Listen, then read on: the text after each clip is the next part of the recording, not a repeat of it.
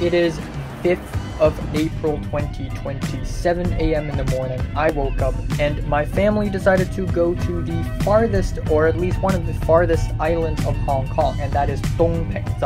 And that is really far away. We took a really long car ride. We passed by the Chinese University in Hong Kong, which is a pretty fascinating and interesting place, which I haven't had the pleasure to visit. Anyways, we arrived at the pier and there is a super long queue. There were more people lining up than we had expected. And so we waited for, I think 2 hours. Anyways, we waited for a long time, and by then the camera in my phone already dropped from like 100 to I think 60 something. So it was a really long line.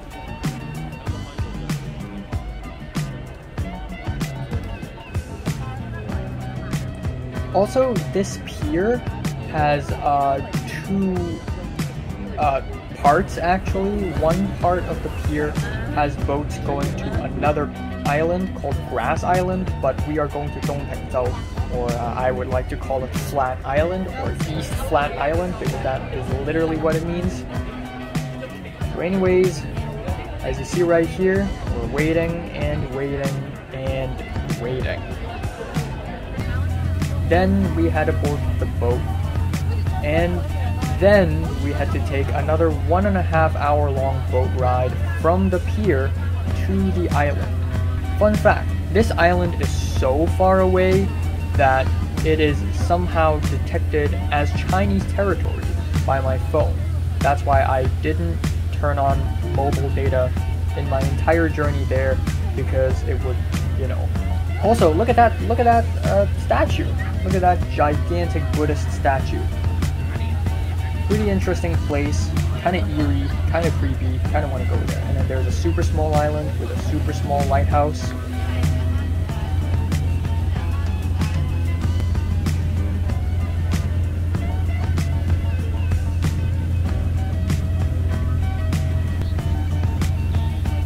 And soon enough, we have finally arrived at the island of Dongpengzhou. And again, I switched off my mobile data, because if I turn it on, I would have to do roaming mobile data, which is going to cost a lot and it's not safe. So anyways, we arrived. And by then it was already about, I think, 11 a.m.-ish. Here's the map. So one of the most special things about the island is its rocks. It has a really weird, layery texture to it, which is really rare in Hong Kong. And people actually use these rocks to build houses. And there are also other things on this island, like forts, which are built with cement. And maybe a mixture of both.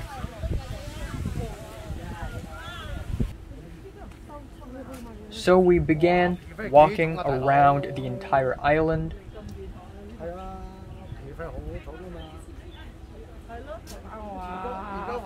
First off, we passed by a few tents, or well, not tents, but definitely sheltered with a piece of cloth.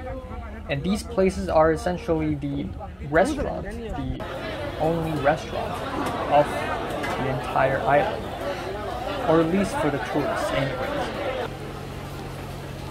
There are also lots of insects there, so we gotta be aware of that. So at that point, we had a little bit of fish balls and siu mai, which are a little bit overrated in my opinion, but I mean, I was pretty hungry. I didn't eat anything on that morning other than a piece of banana cake. Also, there's a Dutch flag here for some reason. Probably has nothing to do with the Netherlands though. But essentially our plan was to walk around the entire island once and then go back to the restaurant and have lunch. As you can see, these are the layered rocks that are very famous on this island, and they are weird.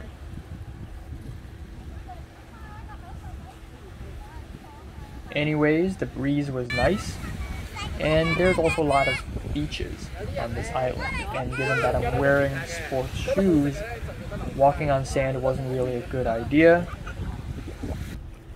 so I went back on the road.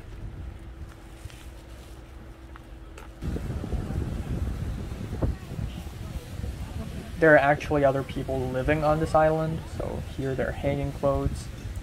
And oh boy, look at that. A bunch of dragonflies or something? I'm not going there.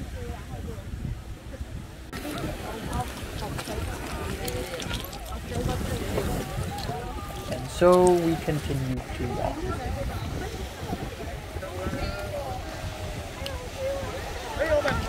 I was gonna film the sea, but my brother's friend decided to block the frame, or join the frame, because why not?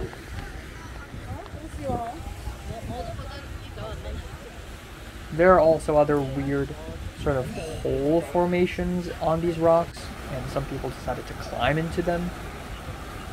More beautiful rocks.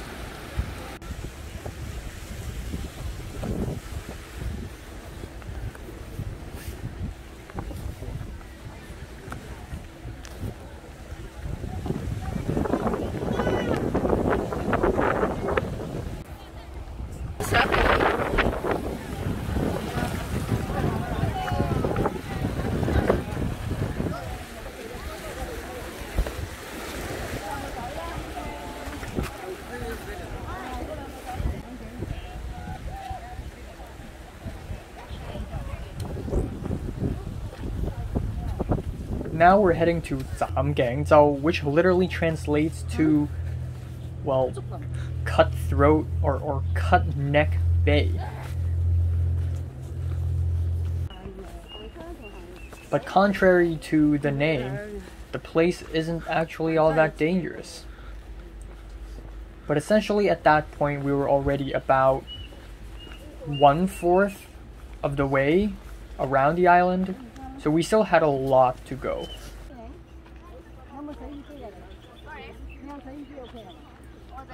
But anyways, we walked, and we walked, and we walked, and it was certainly tiresome, but I mean, I had no choice. And also at that point, I didn't have breakfast, or I didn't have a lot of breakfast anyways, so it was definitely tiring for me. But at some point we have finally arrived at a spot called Long, which basically means dragon dropped onto the water, or dragon descending into the water. And it should be right ahead, if I remember correctly. I'm voice-overing, by the way. I'm not narrating while walking. Yep, we are 1/3 in the overall journey of walking around the island. We're 1/3 of our way.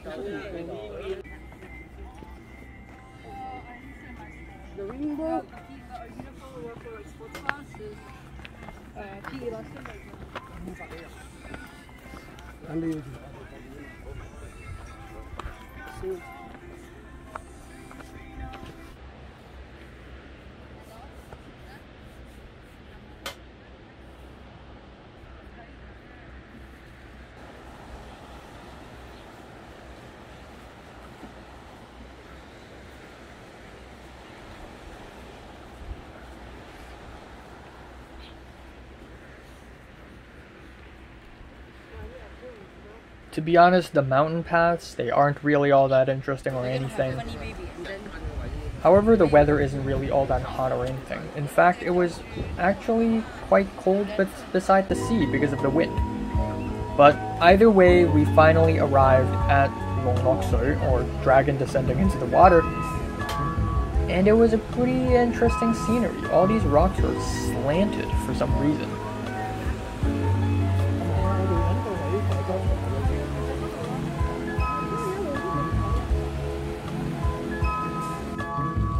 Walked all the way down. Here are some interesting looking cliffs. And since we hadn't eaten anything, we decided to sit down on some rocks and eat food. I ate a sausage snack, also more banana cake, a Japanese jelly packet, and a small chocolate bar crunchy thing. And then we continued to walk on the mountains, on the forest path.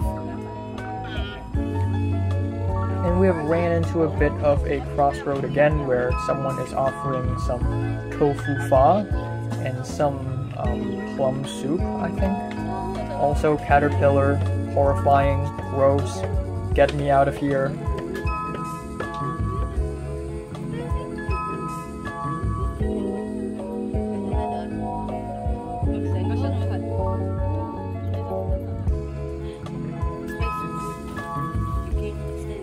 We decided to take a shortcut. Instead of walking all the way around, let's just go through the village. And we ran into some really interesting looking abandoned houses built with rocks and concrete. These houses are of course very eerie and creepy looking. They are abandoned. However, they don't seem exactly abandoned because the red papers stuck onto the doorways and the doors all seem very new. In fact, they seem to be stuck on them only recently.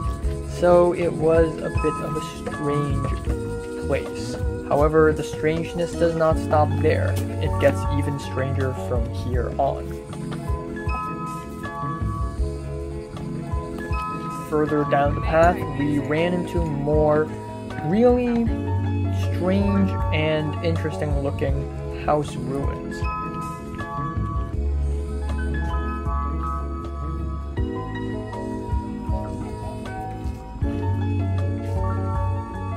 Further down, we see a very deep well, and then a place that may be residential, but it's pretty hard to tell if someone is actually living in there or not. And then there is a Buddhist temple, or actually not strictly Buddhist, but definitely a Chinese temple where you pray to I don't know anymore, leave me alone. But as expected, it is eerie, it is creepy, and who knows what's inside the temple.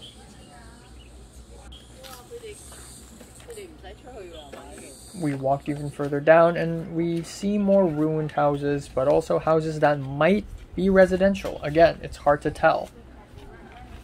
But finally, we reached the other side of the island, and we are finally almost completely around the island whole way through. We walked on a narrow path, and there we actually found a different restaurant.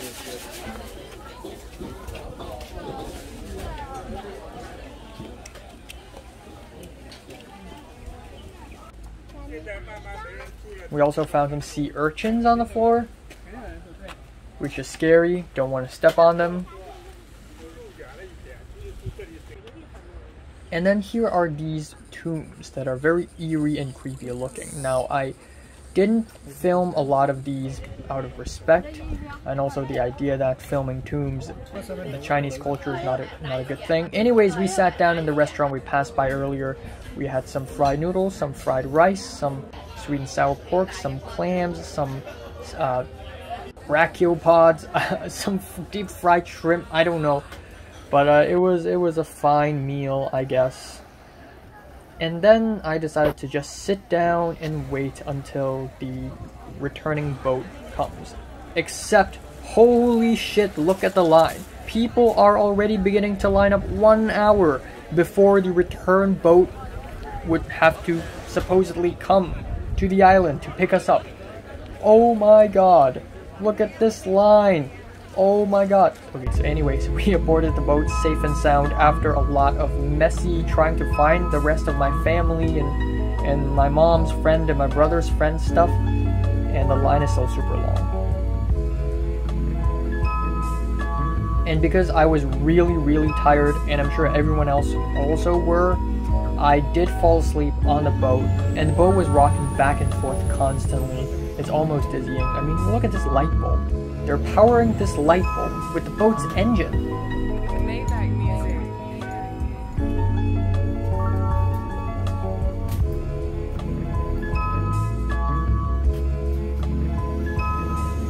But anyways, I fell asleep. I was tired, I was beaten, and I felt really sweaty as well, and dirty.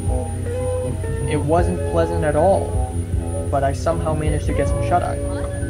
So an hour had went by and we finally returned to mainland Hong Kong. We passed by Ma On San, and passed by Saigon, and then we finally returned to the pier where we came from. Actually, that's a lie. We didn't return to the pier where we came from. We went to another pier. So we had to walk all the way back there. Also, fun fact, I thought I saw Kingsley's brother there, like elder brother, and I freaked out a little bit. But I don't think it's him. I think I'm just being paranoid. Anyways, the sun is setting. The road looks depressing as always, and I passed by some other faculty parts of the Chinese University. Aquatic Sports Center.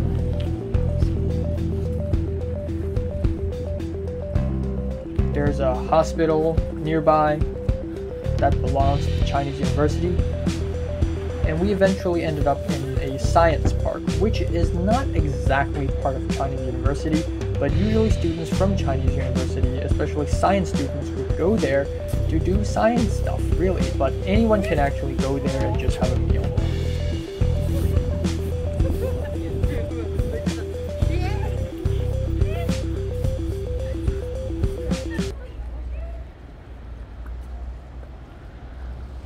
This is where Kingsley and Oliver studies.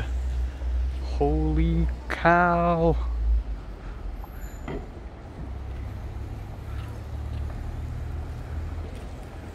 This is unreal. This place looks way more futuristic and urban than expected. And the road is called, it's a really weird name. 科技大道, which means technology road. Sounds like it came out of a cartoon. But yeah, it does look very futuristic and very modern. Almost like an airport.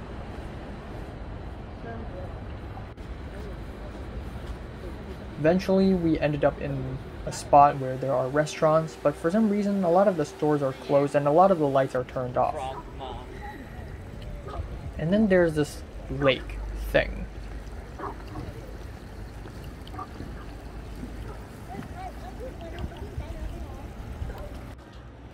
Eventually, we found a nice looking restaurant.